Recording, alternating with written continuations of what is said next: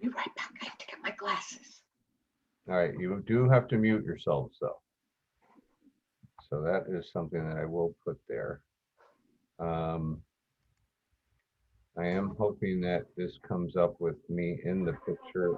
I'm not sure. Let me pin myself here. Okay.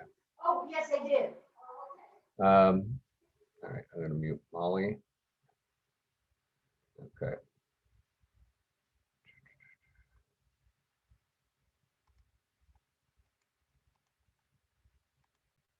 All right, good evening, everybody, and welcome once again to Kimmie's Recovery Zone. Again, it's a recovery community organization governed by representatives of local communities of recovery. And we're not talking about communities like Fort Myers, we're talking about treatment communities, recovery residence communities, uh, the a lot of other organizations that are involved uh, with recovery and supporting Kimmie's Recovery Zone. And what we are is a recovery community organization. And what we do is we organize advocacy activities, recovery focused community education, such as events like this. I know that I've been invited back to do one. I'm going to do one on relapse prevention sometime in the near future. And it's going to be geared to a lot of other members of the community as well, not just families, including families. Um, okay. Again, this series is alcoholism, addiction, in the family. And this is the fifth Tuesday. I want to thank you very much for being here. And I hope that this is helping and that these criteria for being a part of this program are being met, and that you're getting answers to questions that you weren't even sure what the questions might have been. Session one, we covered the disease concept and chemical dependency. So session two, we did family systems and family roles. Session three, we did signs and symptoms. Um, we did codependency last week. Tonight, we're going to focus on communication. And next week, the closing will be pathways to healing. That's not, okay. There's going to be a little bit of redundancy. I'm going to briefly go over some of the things that we've covered before because they play into all of the aspects of communication. And it's very important that that just this little refresher, and I'm going to try and move quickly on it, about the disease concept, and that again, only that an abnormal condition be present in a person that causes discomfort, dysfunction, or distress, which are key things about communication, especially when it's related to emotions. Again, the physical symptoms of the addict, I'm not going to go through a lot of this stuff. I'll put this up because a lot of these things may not have to do specifically with the verbalization of communication, but a lot of it has to do with body language and unspoken communication. The emotional symptoms, very simply, all these things that I highlighted, are the things that really drive and are behind the impulsiveness that is behind a lot of communication in a dysfunctional household. And and the things that aren't highlighted are the unspoken things that happen, the nonverbal communication that goes on between people or within a household. The mental symptoms, again, the highlighted ones are a lot that have to do with the verbal, and the non-highlighted ones, again, as well, relate a lot to the nonverbal communication. Spiritual symptoms, same thing, the conflict, the hopelessness, the the loss of belief or the constant attempt at trying to make things better, the grandiosity versus the low self-esteem. I mean, in the verbalizations that go on in these are going to become more and more evident when I get farther into this program. Again, the family systems made up of multiple parts that are linked together, how they function, and the rules that are establishing attitudes, expectations, and values and goals, which have a lot to do with the communication, because how you're relating and communicating verbally and non-verbally to outside the family as well as inside, um, how each person talks to each other and responds to the authority of who making the rules and how the rules are made. And you know, the lack of understanding really is a big thing, is very important here, and how that family unit is evolving, but most of all, and how each family member communicates with one another and what they say. You know, are they talking about their feelings? Are they talking about their needs? Are they talking about their desires? You know, are they talking is the other part. So again, the three big rules: don't talk, don't trust, don't feel. That is all about communication right there. Verbalizing, feeling, you know, the outward expressive of how you're relating, which is a form of communication to other people who are trying to help. Again, the family roles, and I've highlighted some of the things that are behaviors that are nonverbal behavior, nonverbal communication: denying, keeping secrets, overachieving, withdrawal, becoming an addict. Again, withdrawal again in a different context, vying for attention, you know, the attention seeking behaviors to try and keep the family intact. And the defenses, these are all about verbalization and non-verbalization: denying, emotional states of anger, fear, shame, and guilt, hostility, resentments, and again, once again, anxiety, tension, shame, and guilt. But most of all, the feelings of worthlessness and remorse. And then the depression that ensues, and that has everything of that, just the energy that is communicated, or the lack of energy, the non-existence of energy within an individual in a family system. Again, the rules making, you know, benefiting, you know, the good rules versus the bad rules, human versus inhuman. Okay. And again, the highlighted are the things that are the most expressive, outwardly expressive forms of communication. You know, the encouraging dishonesty, discouraging change, and then not allowed to interact with each other. Feelings are bottled up, and communication from outside the family system is limited because it will inhibit change, learning, and growth, because you can't affect the negative homeostasis of a dysfunctional family system. And again, a dysfunctional family is one in which the members suffer fear, anger, pain, or shame that is ignored or denied. And ignorance and denial are forms of communication as well. So they don't talk, they repress their emotions, they deny or ignore the emotions, don't talk, don't confront, don't feel, don't trust. And again, what happens is the consequence is that they lose contact with their own needs, desires, sense of self, and others. We go into codependence. And again, an unhealthy tendency to rescue and take responsibility, deriving a sense of purpose, and thinking that your self-esteem is only through self-sacrifice and to satisfy the needs of others, not just the dependent person in the family, but keeping that whole family system moving, as dysfunctional as it may be. Choosing to enter and stay in lengthy, high cost caretaking and relationships despite the cost to you. Regularly trying to engineer change, you know, when things are just absolutely out of your control. Um, and this magnetism that draws people to, you know, to each other to find the need, you know, whether they leave one dysfunctional family system and join another or create another. And because there's that level of comfortability that some people can't function unless they're in that kind of a situation, in a caretaking role, or if having somebody to caretake for them.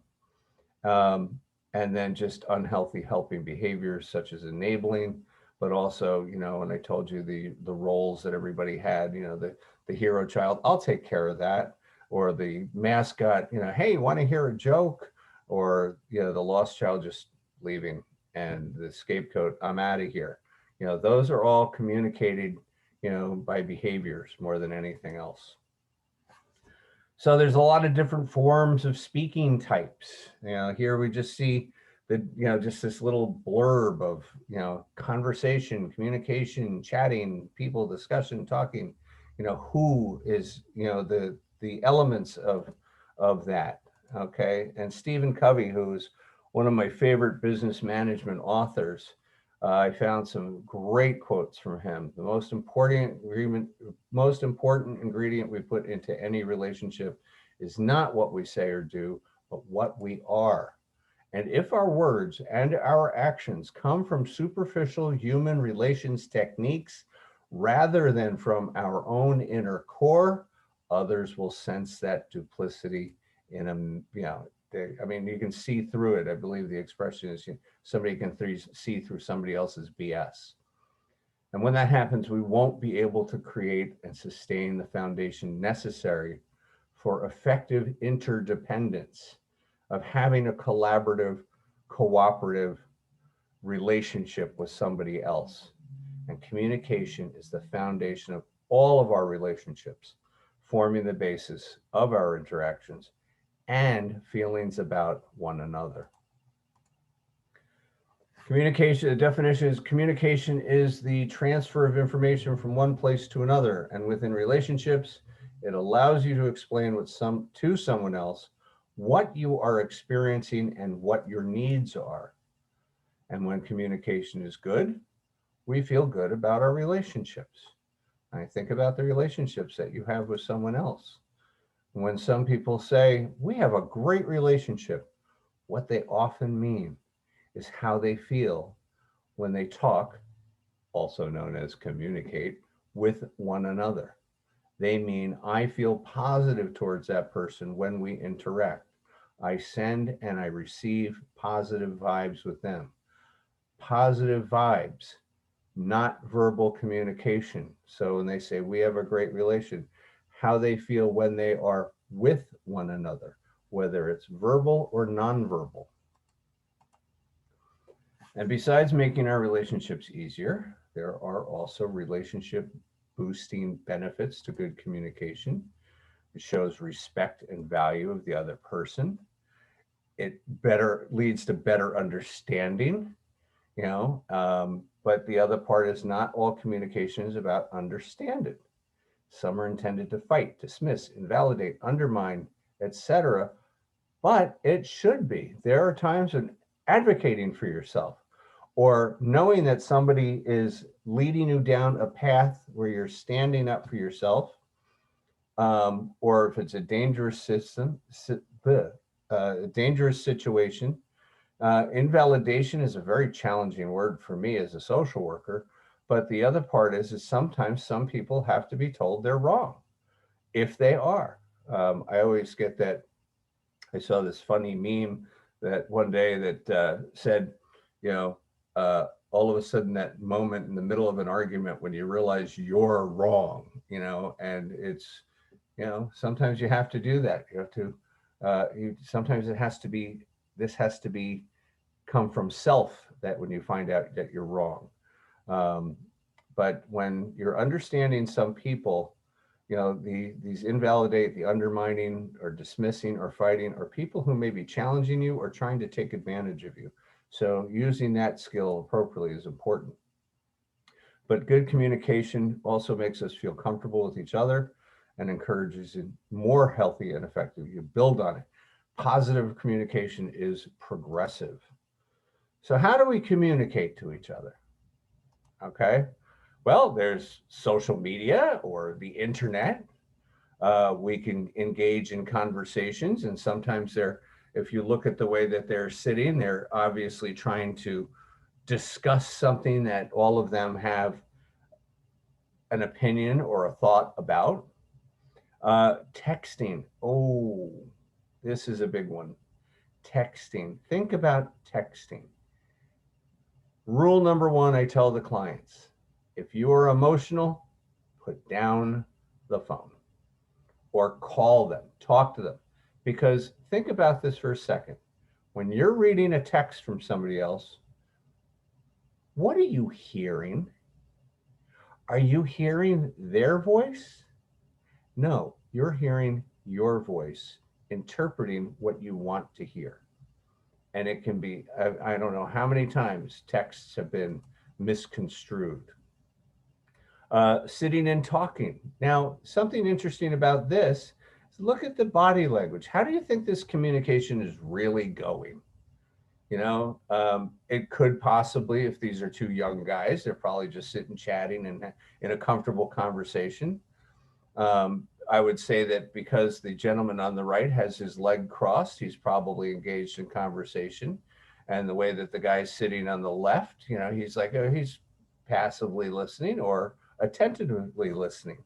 But if this was somebody trying to tell, if the guy on the right had both of his feet on the ground, he'd probably be in a position of either in a lecturing or a professing situation. And if that person on the left was still sitting there, he's probably like, when is this conversation going to end? Now, speaking of when this conversation is going to end, here we have a couple, and do you think he's really listening to her? She's going on and on? I don't think so. And then we have a new form of communication that has been very prevalent in this past year, Zoom, like we're doing now. This has been a real interesting way to communicate. You know, people are working remotely. People are gathering in groups, family chats, recovery meetings, business meetings.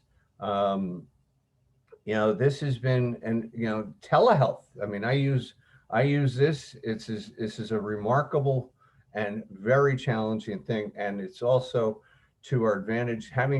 Getting trained in telehealth counseling, there's a lot of things that I get to utilize that are therapeutic aids for me. That it's a wonderful. I think it's fantastic, and I hear a lot of great comments for recovery communities and you know, the benefits of online meetings versus, you know, there's a lot of positives and there's a lot of negatives. You know, the human experience, the connection, you know, there's an energy that's missing when you're going online, and that energy is a form of communication as well. So here's some knowledge bases about different types of communications: passive, aggressive, and assertive communication. And I'm going to get into this because these are three styles of communication. There's the manipulative or submissive form of communication. Rules about fighting fair in a conversation. We get into communication skills development, the do's and don'ts, or the ways of building on positive, some things to learn. And active listening, which is a big part of skills development. And then there's conflict resolution. And these are really important for all of the above. So in passive, aggressive, and assertive communication, let's go to passive communication first. And during passive communication, you're learning to prioritize the needs, the feelings of others, even at their own expense. The person does not express their own needs or does not stand up for them. You know, when I'm saying that, you know, they prioritize other person's needs, other person's wants, other person's feelings, you know, and not taking into account of how we fit into the puzzle here. And that's really important because, again, you can be taken advantage of even by well-meaning people, because they're not really, they may be outside of this. So they don't know. So the behavior or the characteristics, or somebody who's soft-spoken and quiet, obviously not me, allowing others to take advantage of them, prioritizing the needs of other, poor eye contact, looks down or away. They don't express their own needs or wants. They lack confidence in themselves, and you can hear it in the way they talk. I mean, think of how many times you've met somebody who you really feel it's just like, you know, come on, you almost want to like pull it out of them. And how a passive conversation would go in the scenario here, and you're going to see this on each type. A friend asks to borrow your car, and the passive person is like, yeah, I guess it's fine. Do you want me to put gas in the tank too? So there's somebody who's got some real codependent traits as well. Then there's the aggressive communication. Through aggressive communication, a person expresses that only their needs, wants, and feelings matter. Just them. It's all about me. The other person is bullied and their needs are ignored. Um, and this also ties in a lot with passive aggressive communication as well, which I will get into in just a minute. But aggressive communication is about being easily frustrated, speaking in a loud, overbearing way. They're unwilling to compromise. They use criticism, humiliation, and domination. They frequently interrupt and don't listen to the other person because it's not about them. It's about what I want, not what you want. It's about what I want. And they're very disrespectful towards others in many forms, about when they're talking to them, about, just anything, their personal space even. And an aggressive person says, no way, why would I let you borrow my car? You're crazy even to ask.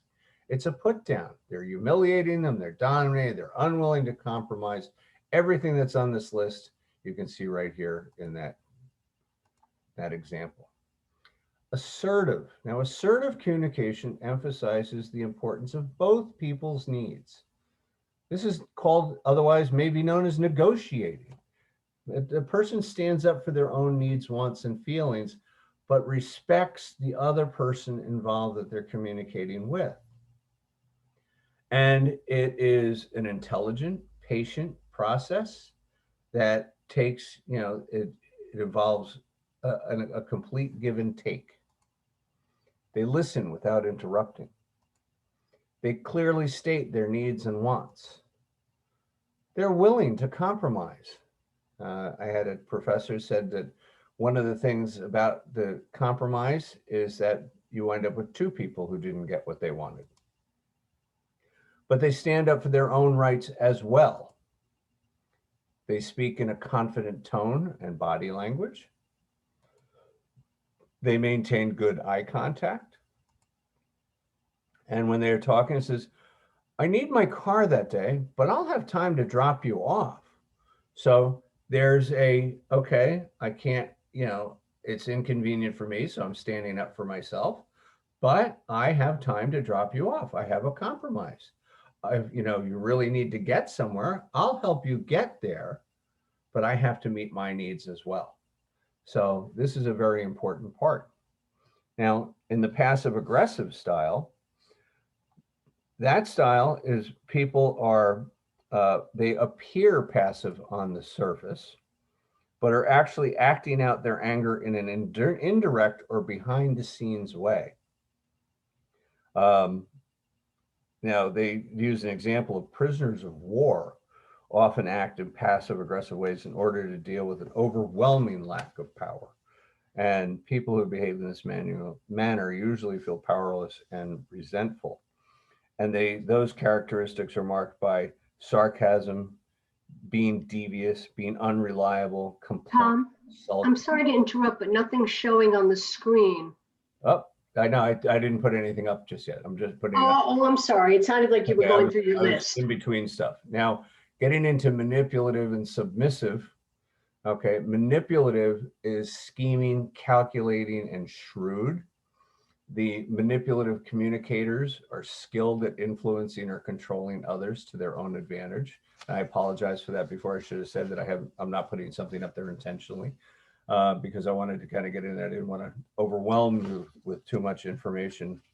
But the spoken words hide the underlying message.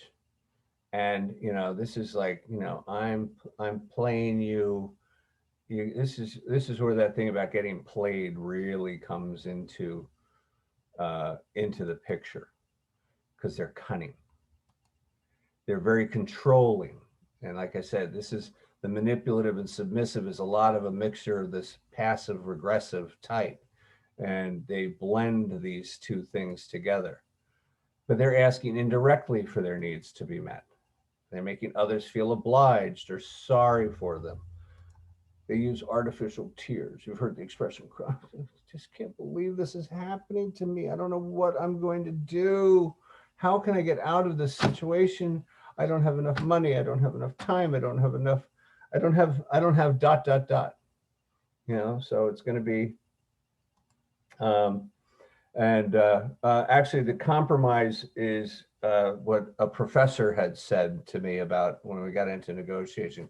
Compromise in this is getting everybody's needs met. And this is definitely not part of the manipulative and submissive. So I can go back over that again, because I'm going to show that when we get into the conflict resolution.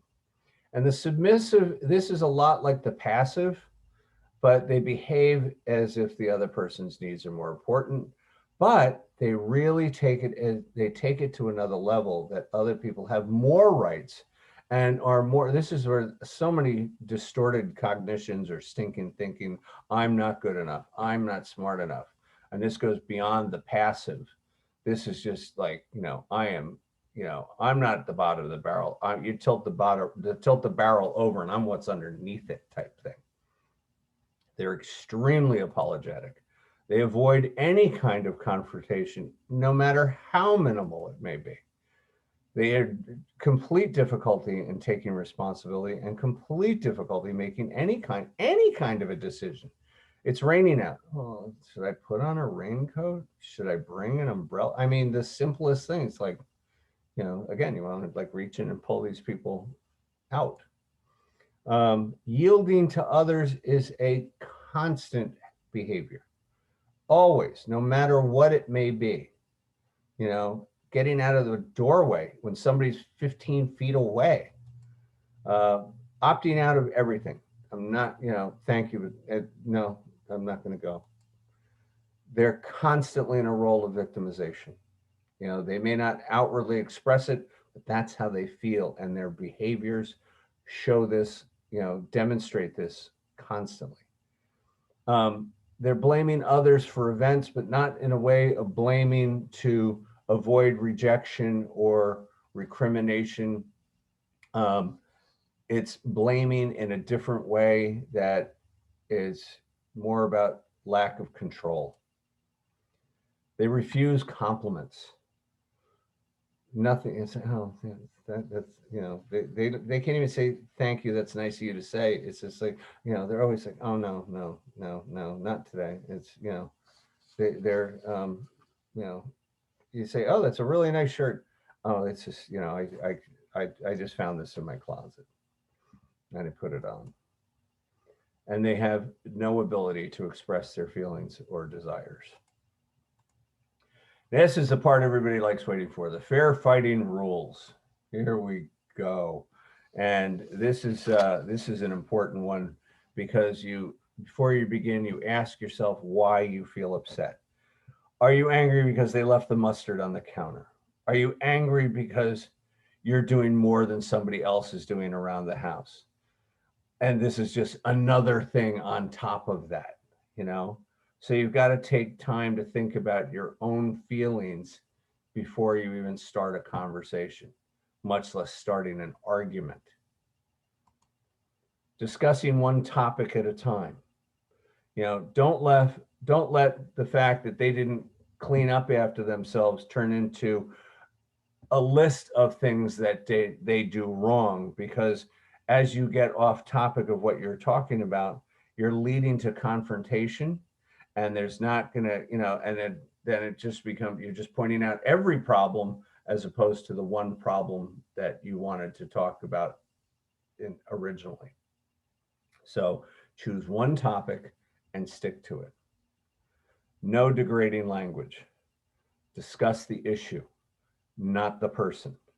No put downs, swearing, or name calling. Degrading language is an attempt to express negative feelings while making sure that person feels just as bad as you could possibly make them. And what you're going to do is it's going to lead to more character attacks, more negativity, and once again, you're going to get off the topic of why what the conversation was about in the beginning. Learning how to express your feelings with words. I feel hurt when you talk to me that way. I feel hurt when you don't answer my phone calls. I feel scared when you yell. So when you're structuring your sentences as I statements, nobody can challenge your feelings. And you have to be very careful about that. But the other part is starting with an I statement doesn't give you license to ignore what the other person may be feeling in the conversation as well. Because it's one thing to say, I need, I feel, I fear, without making it say more about this is all about me, as opposed to trying to challenge, knock somebody down. Take turns speaking. This is a big one. Give your full attention to that other person. Avoid making corrections or thinking about what you want to say. That's a big thing. How many times have you been engaged in a conversation with somebody at home, at work, at school, at the supermarket, where you're thinking more about what you want to say than about what they're saying, and you actually miss the point of what they may say. Because if you don't understand what their point of view is, or you miss the context of an important nugget of what they're trying to say, even if you disagree, it's going to be very challenging for a positive outcome to come from that communication. So the big part is, if you find it difficult not to not interrupt, and I hear they say, try setting a timer. You can do an internal timer. Let them speak, let them talk themselves out. Give it a couple of minutes. And when they take a deep breath, you can have a different way of talking, returning their returning their comments. Stonewalling is a big one. And it says, sometimes the easiest way to respond to an argument is to retreat into your shell and refuse to speak. Giving the silent treatment. Just not going to talk. You might feel better, but the original issue will be unresolved, and the other person is just going to get more, you don't listen to me, you're not hearing me, you're not validating me. And again, if you absolutely can't go on with that conversation, say, look, I need to take a timeout. Let's come back. Because if it's usually based on some kind of an emotion, fear, anger, anxiety, depression. And if you're just, closing up, shutting down, internally isolating, then it's like, let's take this, let's come back to this in an hour or something. Yelling, no yelling. I used to live in a household where whoever screamed loudest won. But the only thing is that yelling is that it intimidates everybody into, intimidates everybody else to give up. And then you don't have the original problem. Now you've got another problem. Or you've got a multiple amount of problems, because if one person starts yelling about the thing, then you got the other person yelling, and then it leads into all these other things that have been happening, and you have more than one problem. Taking a timeout, okay? If we would follow all these rules 100%, but it doesn't work like that.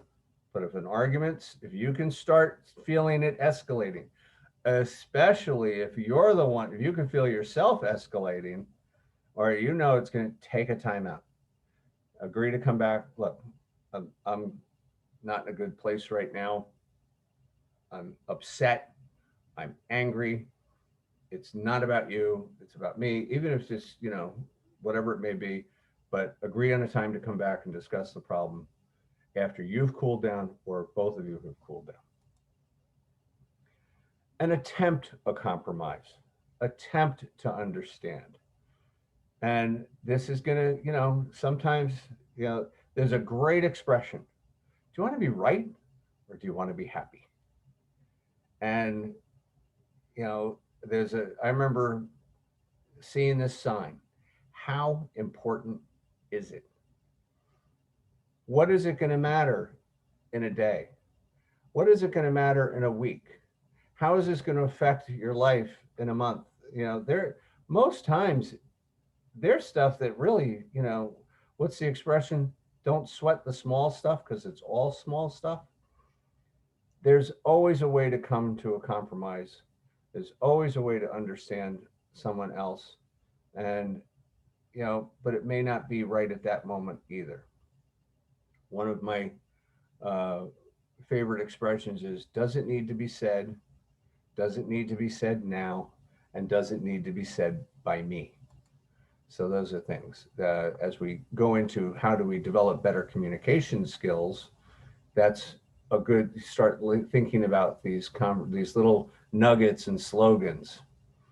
But how do we develop better communication skills? Set aside time to talk without other people or distractions.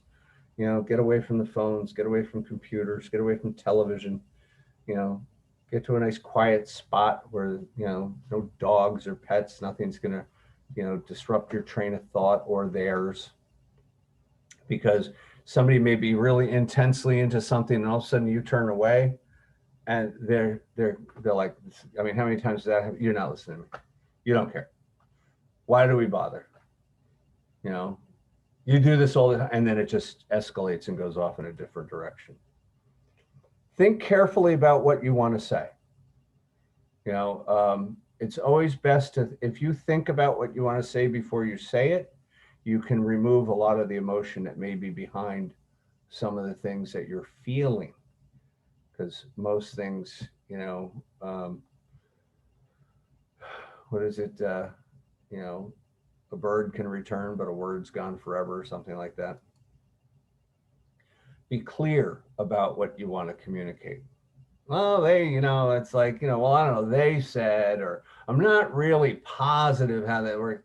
I know a lot of people who base their actions on these vague, they're not clear, there's no clarity, but yet that vagueness becomes a fact enough to base a decision on. And you want to make sure, and sometimes I'll be talking to clients that have some very serious situations they need to resolve. And I say, what do you want to add? What do you want to know? You have to be specific. When you're talking to somebody in the legal environment, you're talking to somebody in the financial environment, you're talking to somebody in a medical environment, you have to be very clear and get the answers that are straight. So be clear what you want to communicate and be very clear what you want communicated in you. If you don't understand something, say so, because that's a different kind of clarity. So when you're doing that, make your message clear so people hear it accurately and they understand what you mean, and make sure that you hear something accurately and understand what you mean. And sometimes that's going to be about, this is what I heard, and we're going to get into this in a minute too, but asking somebody to, repeating back to them what they say. Talk about what's happening and how it affects you. Okay, this is my experience. This is how I feel. This is an affect, not an effect. Affect is an internal thing related to your emotion. An effect is like, if you hit me with a stick, I'm going to break my forearm. I'm going to get a bruise, a cut, whatever it may be. That's an effect of being hit by a stick. But an affect of being hit by a stick is like, wow, I'm taking abuse. This is how I feel. I don't feel valued. And, so this is important, that when you're having a communication episode or experience with somebody, sometimes you really need to be able to be very clear about what's happening and how it affects you. Then you talk about what you need. Use I statements. I need, I want, I feel, I fear. And accept responsibility for your own feelings. This is a big thing. If you're not sure about how you feel, say it.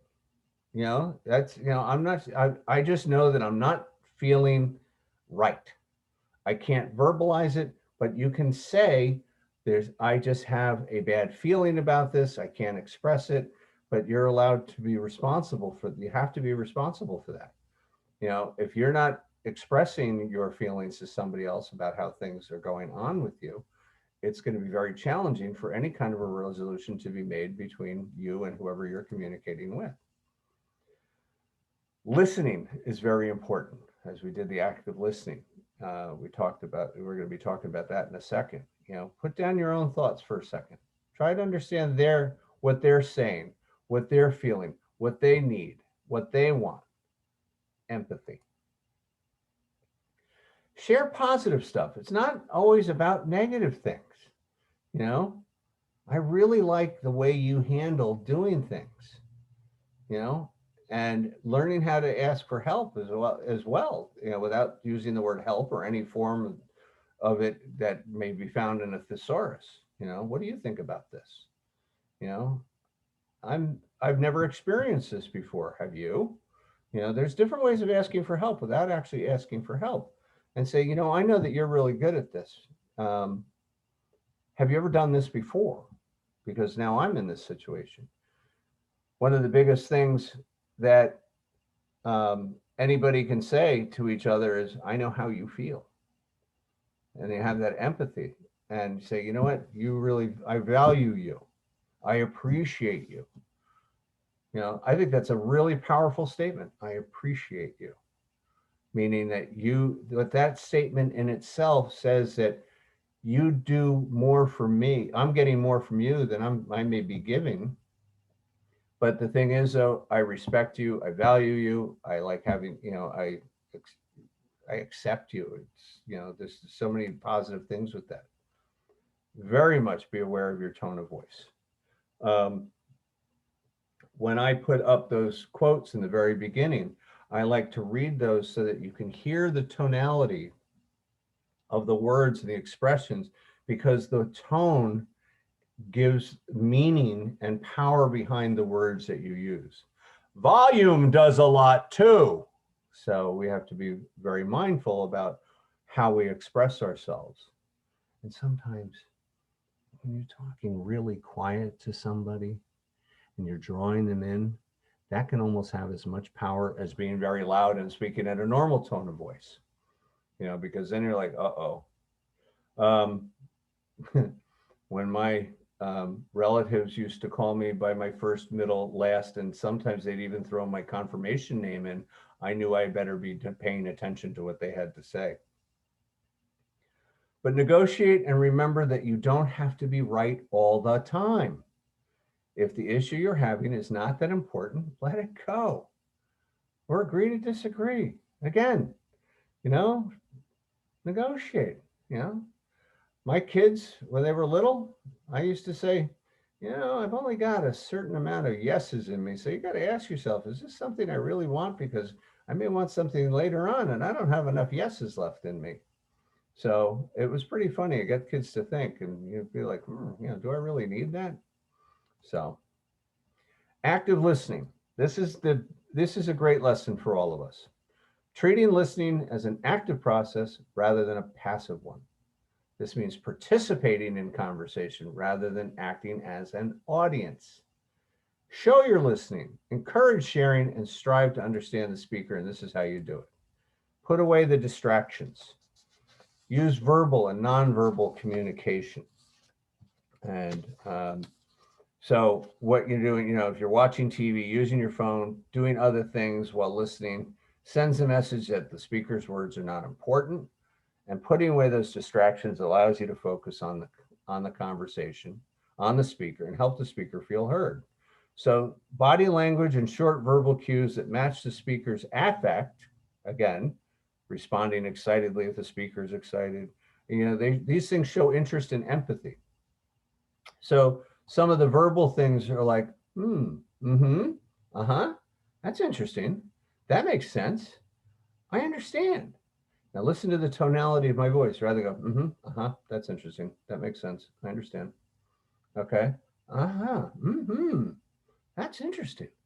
That makes sense. I understand. The nonverbal. Nodding as opposed to, you know, like being a bobblehead. Yeah. And eye contact is huge when nonverbal communication. Encourage sharing. How do we encourage sharing? Ask open-ended questions. And these are things like, you're kind of also asking, great ways of asking for help too. What is it like to go to a meeting? How did you feel when your parents did what they did? How did you feel when your spouse behaved that way? How did you feel in school when everybody else kind of ignored you? Okay, those are negative. How'd you feel when you won that trophy? How'd you feel when you completed that project? You're showing somebody some things like, can you tell me more about how you got to where you got to? Can you tell me more about that trip? What everybody's favorite subject is? Themselves. So, when you're asking people about themselves, that's a big one. How do you do this? How did you make that? How do you manage to handle all those kids? What do you like about that? What are your thoughts about, blah, blah, blah. And then use reflections. There's another one. I've been having a hard time at work. There's way much to do and I can't keep up. My boss is frustrated that everything isn't done, but I can't help it. And the listener says, it sounds like you're doing your best to keep up, but there's too much work. That sounds stressful. You're repeating what they're saying. You're reflecting on what they say. And as I was saying before, I told you I'd get to this, repeat what they say. And then, you can rephrase it, but it shows empathy, that you're listening to what they say, that you're genuinely interested in what they're doing. You may not be able to have a solution, but the thing is, so at least you're there to listen. And 9 times out of 10, that's more of a solution than anything else, that they don't feel alone. And strive to understand, and you do that by being present, means paying attention to body language, tone, verbal content, not theirs, but also yours.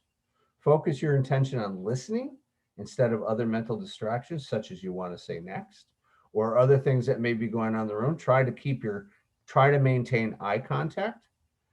Don't be fidgeting, don't be tapping your hand, don't be crossing your legs and uncrossing your legs. This is a big one. What does this say? I'm blocking you. I'm blocking I'm holding on to my feelings. I'm blocking yours. This is a big one. What's the difference between this and this? These little things are very, very important when you're in the middle of a conversation with somebody. And most importantly, listen with an open mind. Avoid forming opinions and making judgments until you fully understand their perspective. If you're not sure, ask. If you don't agree with them, find out more about what they're talking about. Because it may be one thing for them to validate their position, but it also can reinforce yours. And you couldn't find out that, wow, they have a little nugget of information that could possibly change your mind. Or you may be able to ask a question about something they said that may be able to change theirs. This is an important thing right now in today's society, where so many people are just not saying anything to each other for fear of being canceled or being shut down or being demeaned. It's very challenging. And sometimes there's other people that don't want to say anything to anyone else because I don't like what they have to say, and I'm not going to be a part of what they say. We can't exist in that environment. That in the grand scheme of things, I may need you. You may need me. I don't want something silly as something that's completely out of our control and out of our power to be, whatever it may be. So there was an old sign that used to be up in the bar I used to work in, said there will be no talking about politics, no talking about religion, no talking about sex in the bar, because they're never ending conversations with no solutions. And, so we was kind of made jokes about that. So again, avoid using the silent treatment. Don't shut yourself down. Don't jump to conclusions. Find out as many facts as you can rather than making an assumption. There's always that episode of The Odd Couple with Tony Randall and Jack Klugman when they're battling a parking ticket, and he writes the word assume on a blackboard. And he says, what happens when you assume? You make an ass out of you and me, and it was pretty funny. So you got to be very careful. You can't jump to conclusions. You've got to find out all the facts. It's sort of that thing also about the vagueness. Well, I'm not really sure, but it sure seems like it. Well, seeming like something is not a basis for making a decision, because you could be very wrong. Discuss what actually happened. Don't judge. Learn to understand each other, not to defeat each other. Talk using future and present tense, not the past tense. Be in the now. Be hopeful. What happened before? Learn from the lesson. Learn from the experience. Don't repeat mistakes because you didn't learn from them. Concentrate on the major problem. Don't get distracted by other minor problems. Watch some of those things that we can take you to another place of, escalating, pointing out other problems, all those do's and don'ts. Talk about the problems that hurt your or your partner's feelings, then move on to problems about differences. Stay on topic, stay on point. And use the I feel statements, not the you are statements. Okay? It's very challenging to learn how to do that, but it's actually becomes very easy and very easy. Just keep it simple. I feel very hurt when you're not listening to me. Okay? Because you're not blaming them for anything. You're not accusing them of anything, but you are talking about how you feel when their behavior is something that's valid. So, and validating yourself is very important here. So this is the end of this session, but is this really the end, or is this the beginning? Can we sit together quietly in the sunset and move on and go forth? So next week, we're going to talk about pathways to healing and kind of wrap up this whole 6-series session. And I do want to say thank you very much. And again, I urge you to go to Kimmie's Recovery Zone.